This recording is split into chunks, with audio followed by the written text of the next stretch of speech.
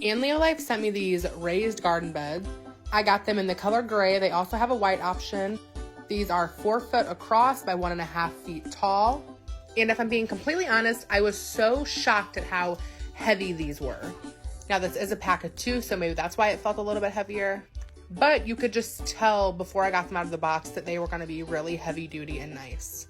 And here I am opening them. I was not disappointed at all. Look at these things. I'm just showing you here that the edges are smooth. There's no chance you could get cut. These have a coating on them, so they are gonna be rust resistant, which is incredible. Nobody wants to look at rusty garden beds.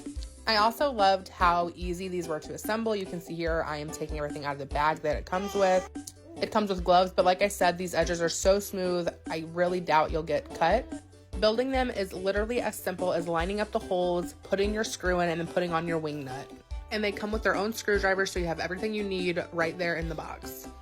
In the instruction booklet that's included, it says it takes about 30 minutes to assemble. And I would say that if you're not chasing kids like I was, that 30 minutes is generous.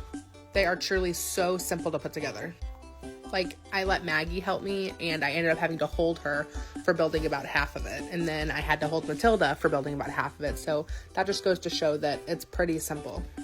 I think the hardest part was at the end. I tightened it up a little bit too tight before I put it all the way together. So I had to kind of pull a little bit to get the 2 ends to meet together.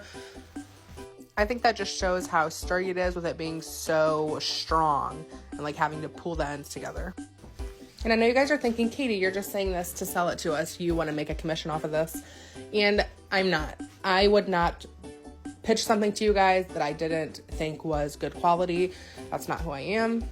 I, as a backyard homesteader, don't have a ton of space to garden. I have about a 20 by 20 plot, and that's it. So incorporating a few raised garden beds is a good way for me to add garden space.